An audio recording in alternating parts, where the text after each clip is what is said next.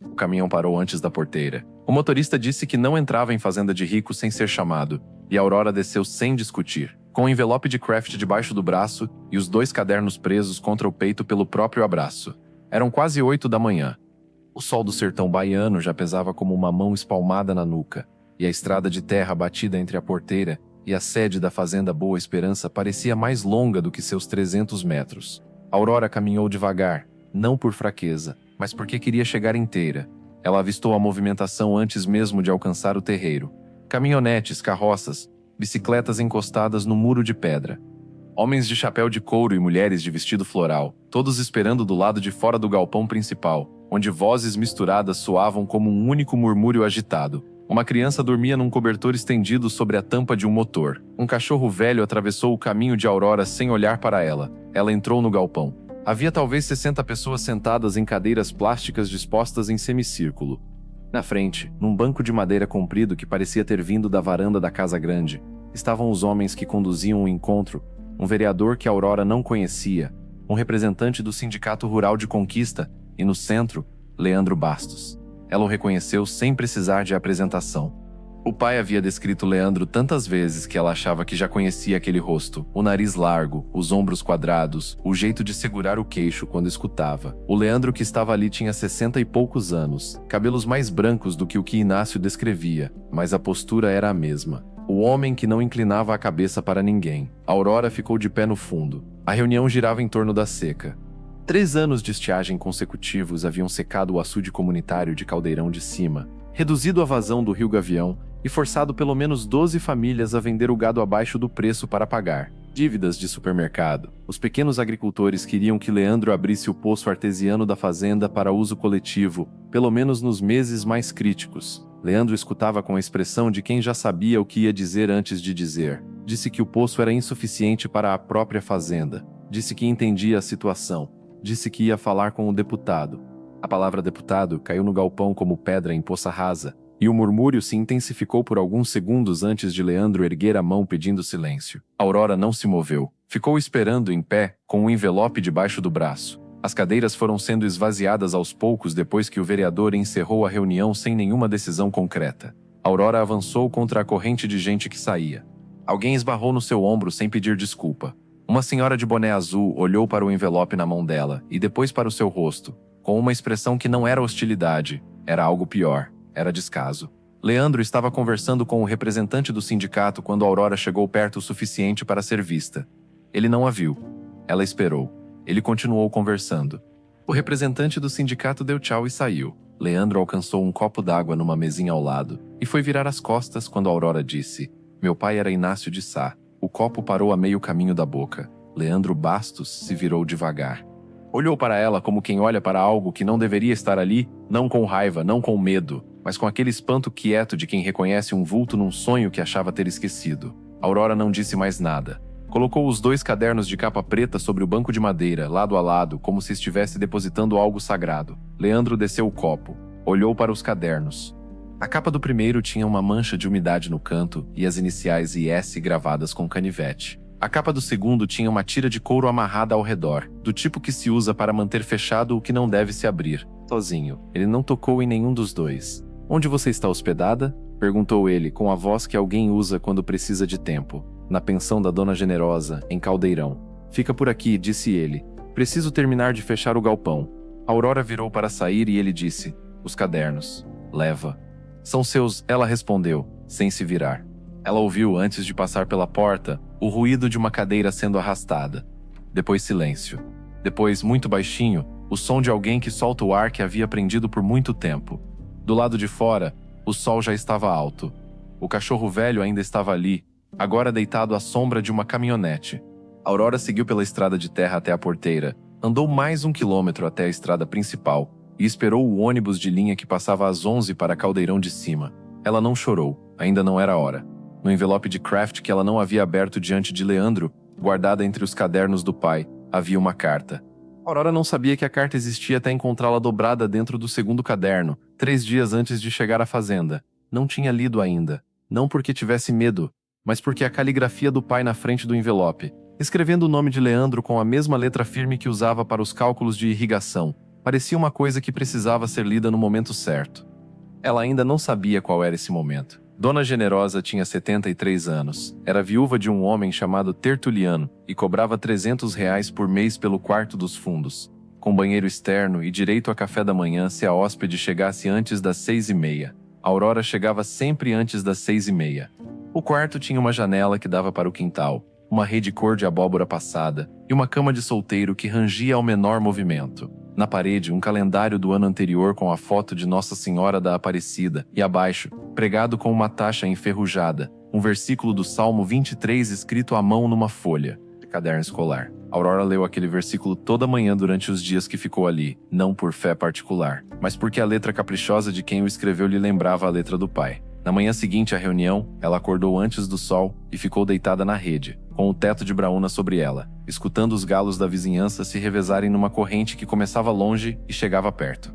Pensou no rosto de Leandro quando ouviu o nome do pai. Pensou que havia naquele rosto uma coisa que não era surpresa, era reconhecimento. Como quem sabe que um dia alguém vai bater nessa porta? Às 7, ela estava sentada na mesa da cozinha de Dona Generosa com um copo de café coado no pano e uma fatia de bolo de milho verde que cheirava à infância, embora Aurora nunca houvesse crescido naquele lugar. Era o cheiro do milho do pai plantado no quintal de Jequié, o milho que ele chamava de crioulo mesmo, daquele que guarda a semente. Dona Generosa veio sentar do lado oposto com seu próprio café e ficou um instante olhando para o rosto de Aurora como quem tenta achar algo num mapa. "Você foi lá na fazenda ontem?" perguntou. "Fui." "E o Leandro?" Ficou com os cadernos. Dona Generosa balançou a cabeça no ritmo lento de quem já viu muita coisa passar por aquele distrito. Disse que Leandro era de boa, mas que tinha o irmão Hélio que era de não. Disse isso com aquela precisão baiana de quem resume um caráter em 2 palavras e não precisa acrescentar nada. "O Hélio mora por aqui ainda?" perguntou Aurora. "Mora na fazenda velha do pai, uns 8 quilômetros para o norte.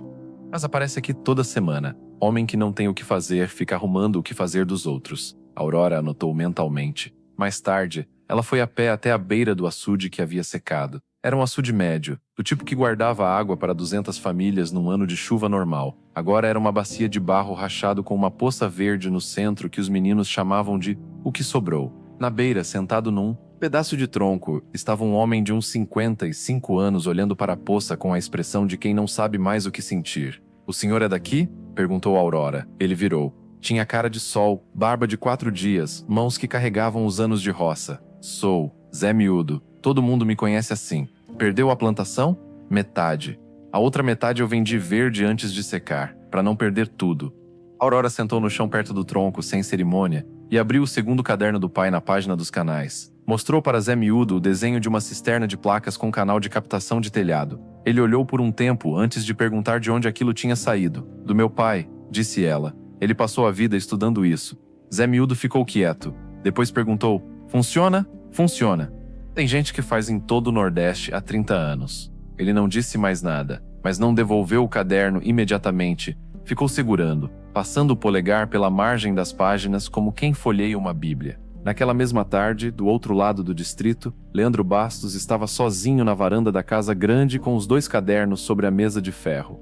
Havia servido a si mesmo uma dose de cachaça de alambique que não bebeu. O cão da fazenda dormia aos seus pés. Ele abriu o primeiro caderno na primeira página. A letra de Inácio era inclinada para a direita, como a de quem aprendeu a escrever sozinho, copiando de livros. A data no cabeçalho era outubro de 2003. Inácio devia ter uns 30 anos quando escreveu aquilo. Leandro calculou e percebeu que ele mesmo tinha 32 na época. 2 homens jovens achando que podiam mudar o sertão. Na página seguinte havia um mapa desenhado à mão de toda a região entre Caldeirão de Cima e o sopé da Serra do Periperi. Rios marcados a lápis, nascentes com cruzes vermelhas, cotas de altitude estimadas, curvas de nível desajeitadas, mas surpreendentemente precisas. No rodapé da página, uma anotação: "Água existe. O problema é onde?" Ela para. Leandro fechou os olhos. Abriu no final do primeiro caderno e encontrou o que não esperava. Um desenho pequeno, a caneta de uma semente partida ao meio com um broto saindo. Abaixo estava escrito: "Para Leandro, quando o projeto ficar pronto." Era um desenho que só os 2 conheciam. Inácio tinha feito outro igual num guardanapo de bar em Conquista numa tarde de 2003, depois de 3 horas de conversa sobre cisternas, e havia dito: "Quando a gente conseguir, eu te dou uma semente de verdade." Leandro nunca recebeu essa semente. Ele ficou sentado na varanda até o sol desaparecer atrás da chapada. A dose de cachaça evaporou sem que ele a tocasse. Na janela do quarto dos fundos da pensão de Dona Generosa, a luz acendeu às 8 da noite. Leandro a viu da varanda sem saber que estava olhando. Aurora passou 2 dias visitando agricultores. Bateu em 7 portas, foi recebida em 4, escutada com atenção real em 2. Uma delas, a de um casal de idosos chamados Benedito e Teresa, que plantavam mandioca e feijão numa meia hectare comprada aos trancos. Ela ficou mais de 1 hora desenhando no chão de terra batida do quintal com um galho seco, mostrando como um canal de nível funcionava. Benedito pediu que ela voltasse com um caderno na semana seguinte. Teresa ofereceu caldo de feijão. Aurora aceitou o feijão. Na 5ª porta que bateu, uma mulher jovem com 3 crianças na barra da saia disse que precisava perguntar ao marido antes. O marido, soube depois por Dona Generosa, trabalhava como diarista na fazenda Boa Esperança e recebia ordens de não se envolver em movimentos. Essa palavra, movimentos, Aurora ouviu de novo 2 dias depois, quando tentou reservar o salão comunitário da Associação Rural de Caldeirão de Cima para uma reunião informal.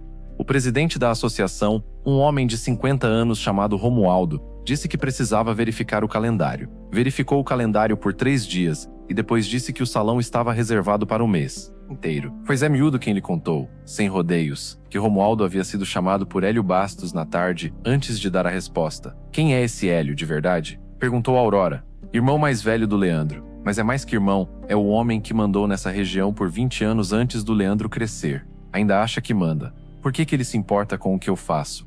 Zé Miúdo olhou para ela com aquele jeito de quem está decidindo quanto de uma coisa conta. Porque tem gente que tem medo de projeto que não passa pela mão deles, disse ele. Qualquer coisa que a comunidade faça sozinha é uma coisa que eles não controlam. 3 dias depois desse conversa, Aurora foi ao encontro de Hélio Bastos sem planejamento.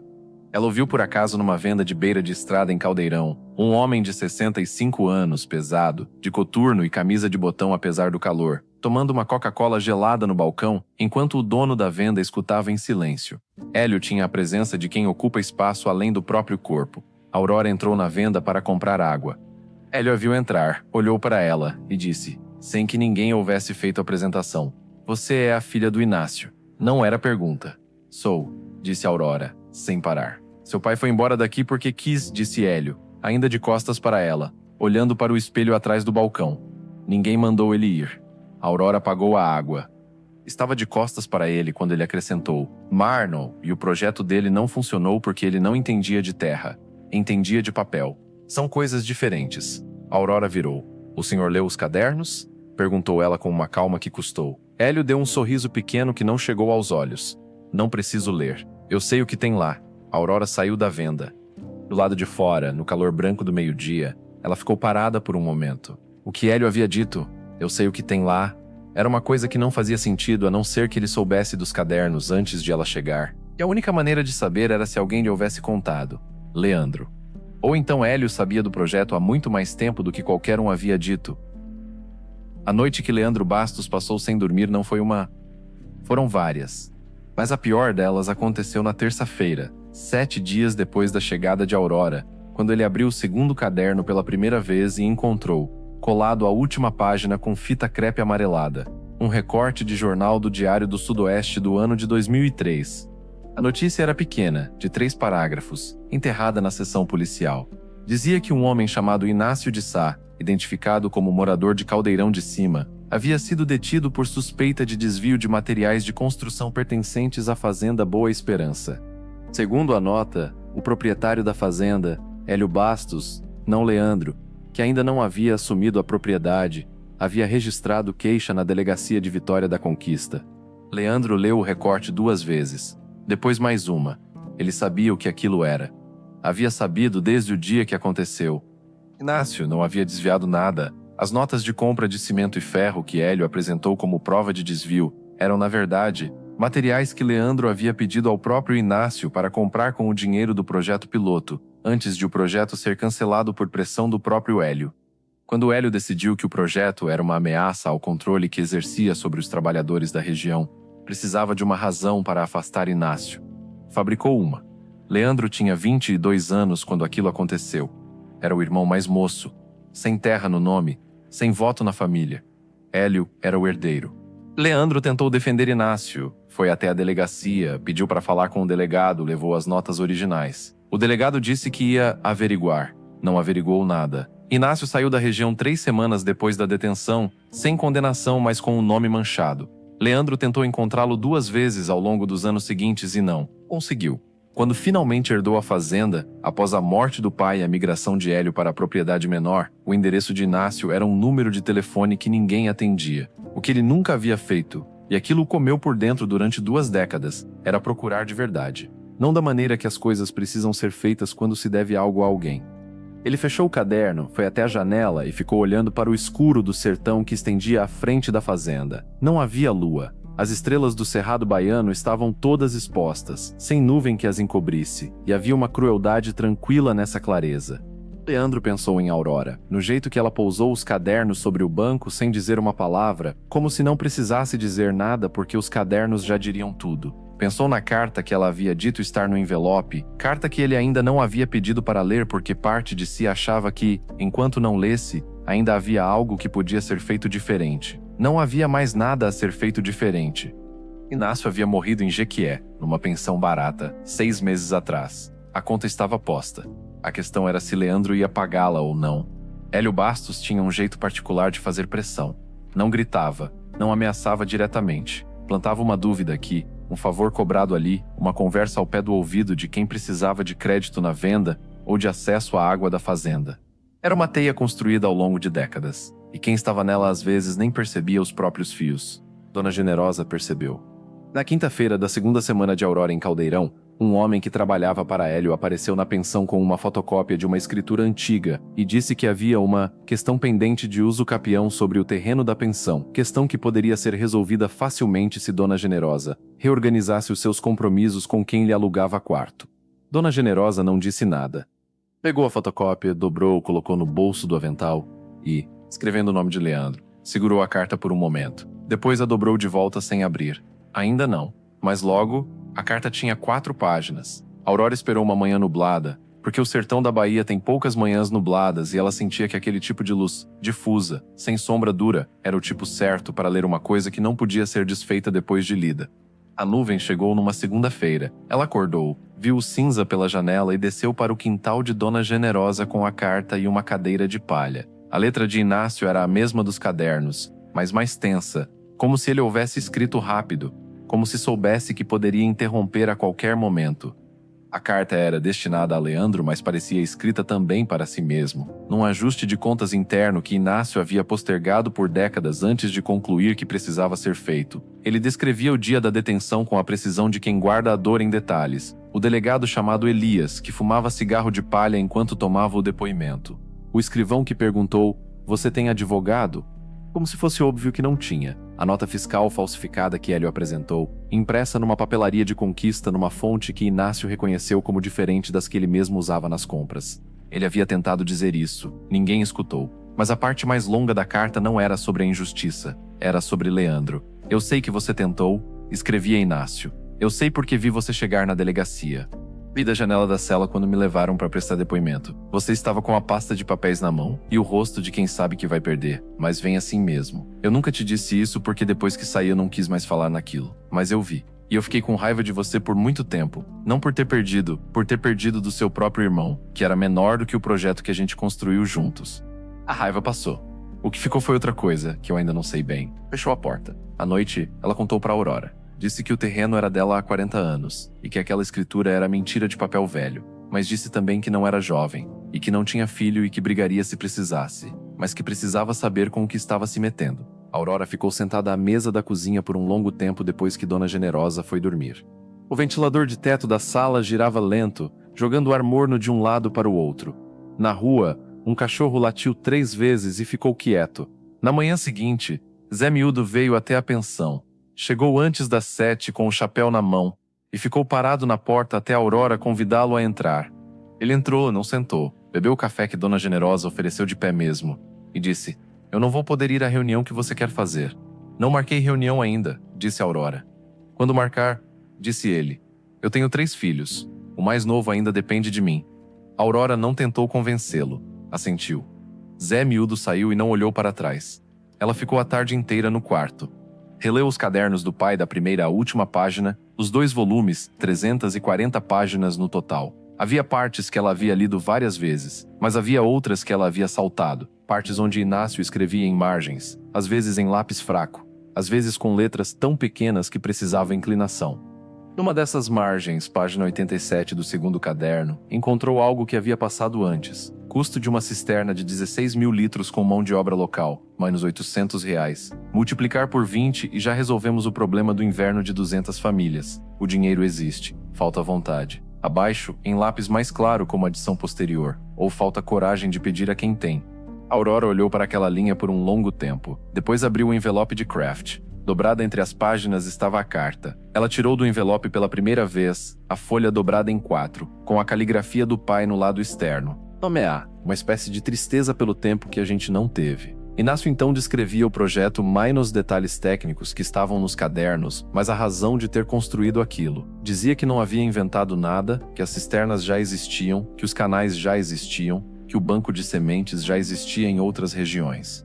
O que ele havia tentado fazer era adaptar para aquele pedaço específico de sertão, para aquele solo, aquele relevo, aquela gente que ele conhecia pelo nome. Eu plantei milho crioulo durante 40 anos em 3 estados, escrevia, e aprendi que a planta não faz nada sozinha. Ela precisa de alguém que entenda o que ela precisa antes de ela precisar. Projeto é a mesma coisa. Não adianta a ideia. Precisa de alguém que saiba que hora plantar. No fim da carta, uma linha. Minha filha Aurora sabe a hora. A Aurora dobrou a carta e ficou quieta no quintal até a nuvem passar e o sol voltar a bater na sua nuca. Dona Generosa veio até a porta, viu o rosto de Aurora e não perguntou nada. Trouxe um copo de tamarindo gelado e colocou na beira da cadeira. Naquela tarde, Aurora foi até a casa de Dona Filó.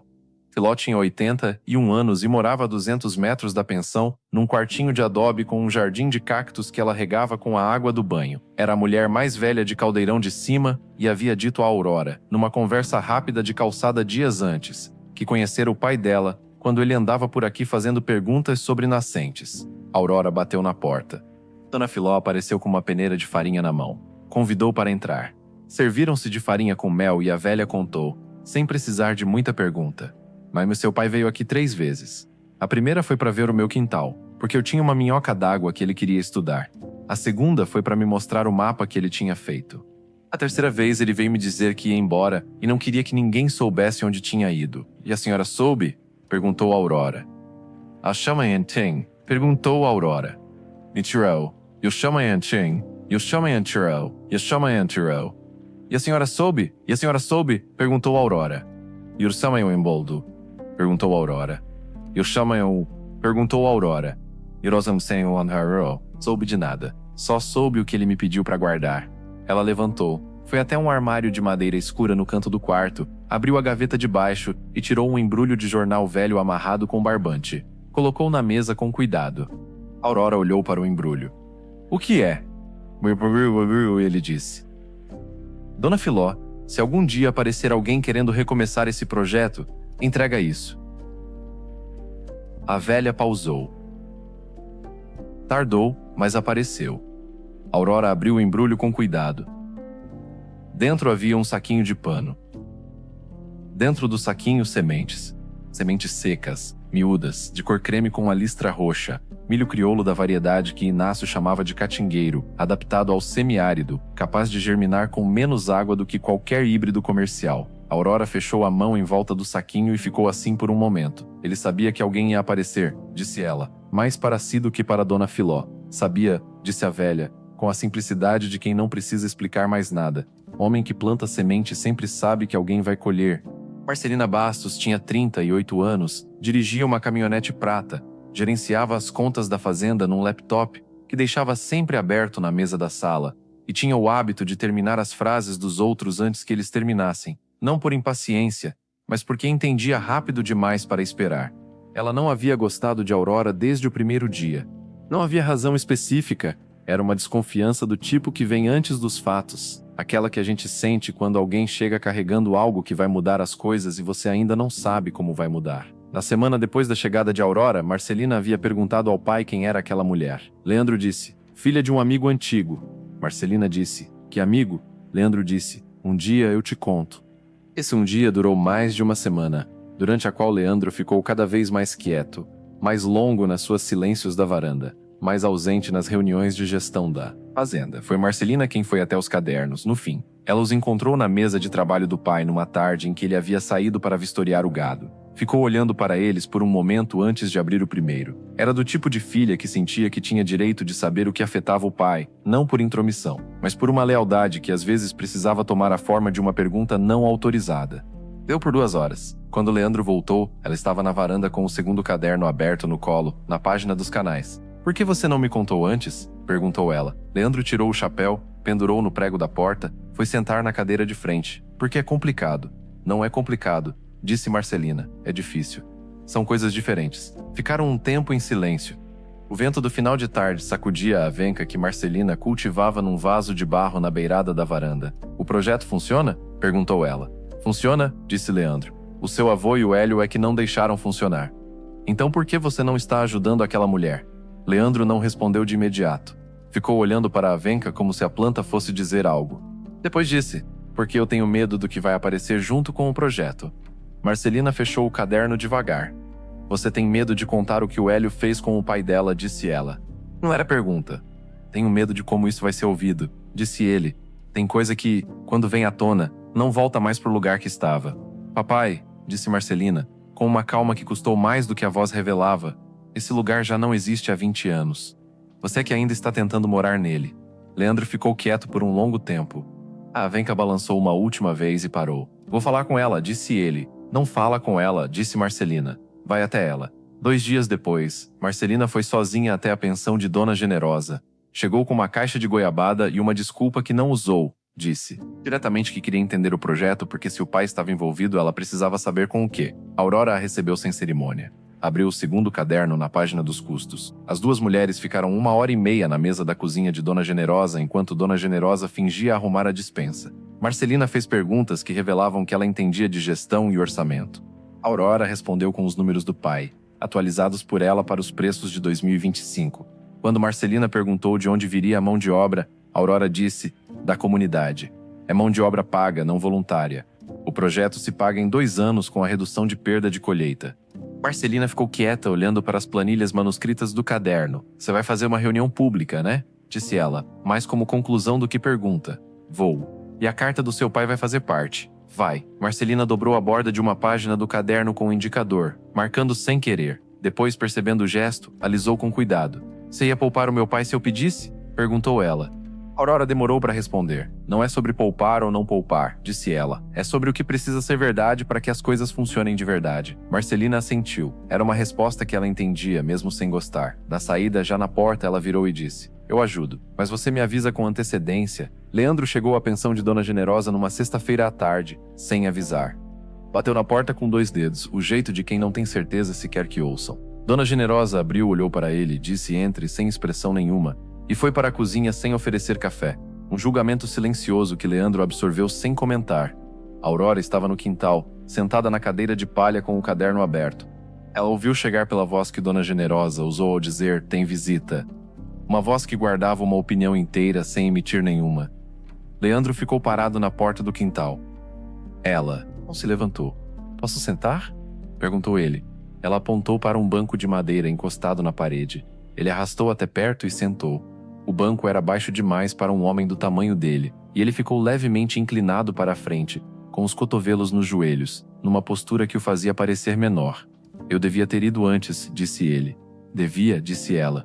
No fundo do quintal, uma Juritipuf cantou 3 vezes e foi embora. "Eu li os cadernos todos", disse ele. "E eu li a carta que estava no envelope." Aurora ergueu os olhos do caderno. "Como você leu a carta?" "Eu não deixei a carta." "Deixou sim. No banco do galpão, junto com os cadernos, quando você foi embora no primeiro dia. Estava dentro da capa do segundo caderno." Aurora fechou o caderno devagar.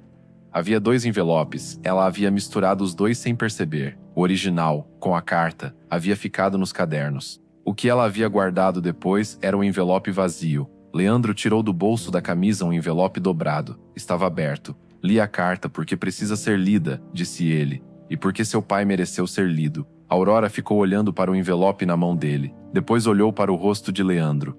Havia ali uma coisa que ela não esperava. Não culpa, não desculpa. Havia cansaço. O cansaço de quem carregou uma coisa por tempo demais. "Eu quero fazer a reunião na escola", disse ela. "Quero ler a carta em público. Eu sei. E quero que o nome do Inácio de Sá fique nesse projeto oficialmente. Não como favor." como direito, eu sei. Isso inclui o Hélio. Leandro respirou. Inclui, disse ele, depois de um momento. Você vai deixar? Não é questão de deixar, disse ele. É questão de o que eu devia ter feito há 20 anos e não fiz. Essa conta vence agora, e eu pago. Aurora ficou olhando para ele por um tempo. Meu pai disse numa carta que viu você ir na delegacia, disse ela. Leandro assentiu. Fui. Não adiantou. Adiantou, disse ela. Para ele adiantou. O quintal ficou quieto. Uma folha de catingueiro de porco caiu da árvore do vizinho e pousou entre os dois. Leandro ficou mais 1 hora. Eles não falaram de grandes coisas. Falaram dos canais, das cisternas, dos custos, da logística. Era a conversa que Inácio e Leandro haveriam de ter em 2003, se as coisas houvessem sido diferentes. Aurora falou com os cadernos abertos no colo, mostrando página, apontando margem. Leandro escutava, às vezes perguntava, às vezes ficava quieto com um jeito de quem está reassimilando algo que havia perdido. Antes de ir embora, ele disse, a reunião na escola, quando você quer? Semana que vem, terça-feira. Eu apareço. Não apareça se for para controlar como a história vai ser contada, disse ela. Apareça se for para responder por ela. Leandro pegou o chapéu que havia pendurado no galho do cajueiro ao entrar. Apareço para responder por ela, disse ele. A escola municipal de Caldeirão de Cima tinha 2 salões. Aurora reservou o menor, com capacidade para 40 pessoas sentadas. Na terça-feira à noite havia 62. Zé Miúdo estava lá. Voltou sem que ninguém o chamasse, sem aviso. Simplesmente apareceu e ficou de pé perto da porta, como quem reserva o direito de sair se precisar. Aurora o viu entrar e não disse nada. Ele tampou o nariz com o dorso da mão, jeito de quem está com vergonha e não sabe onde colocar o corpo. Dona Filó estava na segunda fileira, com um vestido de chita azul que devia ser reservado para as datas importantes. Benedito e Teresa, o casal da mandioca, estavam numa cadeira de plástico dividida entre os dois, Teresa sentada, Benedito apoiado no encosto, os dois com aquele silêncio paciente de quem viveu muita roça. Marcelina estava encostada na parede do fundo. Hélio Bastos chegou 15 minutos depois do início, com 2 homens que trabalham para ele. Ficou parado perto da porta. Aurora abriu a reunião sem introdução longa. Meu pai se chamava Inácio de Sá, disse ela. Ele passou 20 anos, estudando como se faz água no sertão. Não inventou nada, aprendeu do que já existia e adaptou para aqui. Deixou 2 cadernos, deixou sementes, deixou uma carta. Ela leu a carta. Leu inteira, com a mesma voz com que havia lido para si mesma no quintal, sem forçar emoção. A voz falhou uma vez, na parte em que Inácio descrevia o desenho da semente que havia feito para Leandro num guardanapo de bar, mas ela respirou e continuou. Quando terminou a última linha, minha filha Aurora sabe a hora, havia silêncio total no salão. Nem o barulho de cadeira, nem tosse, nem criança inquieta. Hélio foi o primeiro a falar, isso é uma versão. Tem outra. Qual? Perguntou Aurora. A de que seu pai foi embora porque devia e não quis pagar. Qual foi a dívida? Disse ela. Isso não vem ao caso aqui. Veio ao caso 22 anos atrás na delegacia de Conquista, disse ela. E as notas fiscais que o senhor apresentou como prova naquela ocasião foram impressas numa papelaria da rua Marechal Deodoro, em fonte Times New Roman, enquanto as notas originais de compra de materiais usavam manuscrito com assinatura do fornecedor. Tenho cópia das 2. Ela tirou de uma pasta um conjunto de fotocópias e colocou sobre a mesa. Não distribuiu, apenas colocou. Hélio ficou quieto. Foi então que Leandro, que estava sentado na terceira fileira sem que muita gente houvesse percebido, levantou. Ele ficou de pé por um momento sem dizer nada, como se estivesse verificando a própria firmeza. O Inácio de Sá era meu amigo, disse ele, para a sala, com uma voz que não oscilou. E o que aconteceu com ele em 2003 foi uma injustiça que eu não impedi quando podia ter impedido. Isso é a verdade. Hélio disse o nome do irmão. Leandro não virou. O projeto que está nesses cadernos foi ideia dele, continuou Leandro. Menoeli merece crédito, e Caldeirão de Cima merece o projeto. Hélio fez mais uma tentativa. Menoeli disse que o projeto precisava de estudo técnico, de aprovação, de verba pública, que não se fazia essas coisas de qualquer jeito. Era a linguagem do adiamento que Aurora reconheceu. O estudo técnico está nos cadernos, disse ela. A verba inicial vai vir de uma combinação de recurso próprio, cooperativa de agricultores e linha de crédito do Banco do Nordeste que já existe para isso. A aprovação é da comunidade. E a comunidade está aqui. Ela olhou para a sala. Quem quer começar com a primeira cisterna? Zé Miúdo, lá da porta, ergueu a mão. Devagar, mas ergueu. Benedito ergueu a dele logo depois, com Teresa do lado. Dona Filó não ergueu a mão. Ficou sentada, mas disse, em voz alta o suficiente para todos ouvirem. Planta no meu quintal também. Hélio saiu da sala com os 2 homens. Não disse mais nada. A porta fechou sem bater. Um gesto que, de algum jeito, era mais definitivo do que se houvesse batido. Aurora olhou para Leandro. Leandro disse com uma voz que não era para a sala toda, era para ela. Me perdoa por ter demorado. Aurora dobrou a carta de Inácio e a guardou dentro do segundo caderno. Já, disse ela. A primeira cisterna foi marcada para ser construída no terreno de Zé Miúdo, porque era o ponto mais alto do distrito e de lá o canal de nível poderia abastecer por gravidade pelo menos 6 propriedades abaixo. Foram 3 semanas de preparação. Aurora trabalhou com um pedreiro chamado Gerivaldo, que havia aprendido a construir cisternas de placas num mutirão em Juazeiro há 10 anos e nunca mais havia feito porque ninguém pedia. Ele veio olhar os cadernos do pai de Aurora e ficou meia hora na página da cisterna de 16 mil litros antes de dizer: esse homem sabia o que estava fazendo. Marcelina contratou Gerivaldo através da fazenda mão de obra paga, como Aurora havia dito que seria. Leandro forneceu o cimento e o ferro a preço de custo, registrado em nota com o nome do projeto. Projeto Inácio de Sá, cisternas e banco de sementes do Caldeirão. No sábado da construção apareceram 34 pessoas. Havia gente que Aurora nunca havia visto, mulheres de outras comunidades que haviam ouvido falar, adolescentes que vieram junto com os pais, um homem de conquista que disse ser técnico de extensão rural da Emater e que havia ficado sabendo e queria observar. Zé Miúdo tinha levantado antes do sol para limpar o terreno. Quando Aurora chegou às 7 da manhã, ele estava com a camiseta encharcada de suor e um sorriso que ele controlava como quem ainda não quer celebrar antes do fim. Ela cumprimentou ele sem fazer nada maior do que precisa ser feito. O sorriso escapou assim mesmo. A cisterna foi erguida em placas de concreto, do jeito que estava no caderno de Inácio, exatamente como ele havia desenhado. Circular, coberta, com calha de captação ligada ao telhado da casa de Zé Miúdo por uma tubulação simples. Gerivaldo conduzia, Aurora explicava, a comunidade trabalhava. Leandro ficou a manhã inteira. Não mandou, ajudou. Carregou o balde, misturou massa, fez o que lhe foi pedido. Marcelina ficou ao lado do técnico da Emater, discutindo possibilidade de replicação em outros municípios. No fim da tarde, quando a cisterna estava fechada e a placa havia sido fixada na parede ao lado da entrada, a comunidade reunida no terreiro de Zé Miúdo ficou quieta por um momento. A placa era de cimento pintado, letras em azul feitas por um pintor de letreiro de Caldeirão que havia cobrado R$50 e dito que fazia de graça para a comunidade, mas que 50 era o preço do material. Na placa estava escrito: Cisterna comunitária em número 1 e probir ou prover o projeto Inácio de Sá Caldeirão de Cima, Momos, Bahia, 2025. Aurora ficou olhando para a placa por um tempo. Depois caminhou até a beira do terreno, a área plana onde Zé Miúdo havia roçado o capim, e tirou do bolso o saquinho de pano que Dona Filó havia guardado por décadas. Ela abriu o saquinho, colocou uma semente na palma da mão. Milho crioulo catingueiro, cor de creme com listra roxa, pequena como uma lágrima seca. Fez um buraquinho raso na terra com um indicador. Colocou a semente. Cobriu. Ninguém falou nada. Mas ninguém se moveu também. Leandro estava a 3 metros dela quando ela se levantou e bateu a terra das mãos. Ele olhou para o lugar onde a semente havia sido plantada. Depois olhou para a Aurora.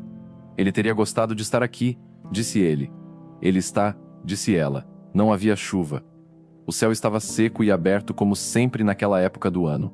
Mas havia na terra, naquele ponto específico onde a semente havia sido plantada, uma umidade que a Aurora havia verificado com a própria mão antes de plantar, umidade residual de um bolsão d'água raso que Inácio havia marcado no mapa do segundo caderno, com um círculo a lápis, e a anotação aqui tem água debaixo, verificar.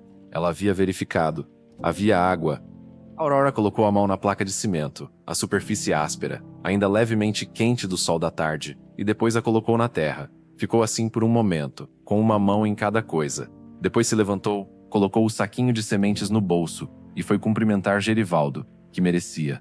Se essa história chegou até você, provavelmente porque você também acredita que as coisas simples, uma semente, um caderno, uma palavra dita na hora certa, podem mudar o que parecia impossível. Conta para alguém que precisa ouvir isso hoje. E se quiser saber o que acontece quando a chuva finalmente chega ao caldeirão de cima e o que a Aurora encontra no fundo da segunda cisterna que ninguém esperava, a história continua e ela depende de você pedir.